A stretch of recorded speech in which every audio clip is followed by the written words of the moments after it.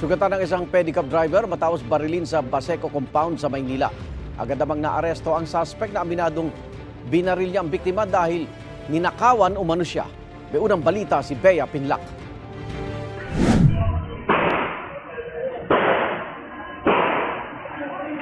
Sunod-sunod na putok ng baril ang bumulabog sa mga residente ng Barangay 649 Baseco compound sa Maynila, Martes ng madaling araw. Makalipas ang ilang sandali, tumatakbo na patakas ang lalaking ito. Ang lalaki raw na ito ang namaril sa 31 anyos na pedicab driver na ito, na sugatan matapos tamaan ng bala sa kaliwang balikat.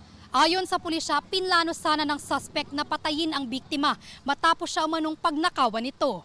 Na yung motibo sa krimen ay paghihigante. Nalaman natin na itong suspect ay isang pedicab operator at pinaghihinalaan niya yung ating victim na ito ay ninakaw yung kanyang pedicab. Kaya nagawa niya itong krimen. 2 oras matapos ang pamamaril, naaresto ng pulisya ang suspect. Nakumpiska ang hindi lisensyadong baril na ginamit umano sa krimen. Aminado ang suspect sa pamamaril.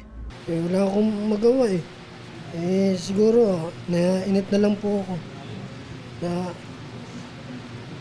Kasi parang nila yung pagkatao ko eh. Parang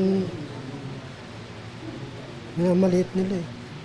Tawarin na lang niya ako kasi nagawa ko na eh. Wala naman akong eh. Sa Yumao, umano niyang ama nakapangalan ng baril. Dati po, lisensyado siya pero ngayon hindi na po kasi na-renew kasi tatay ko po yung nakapangalan dati doon.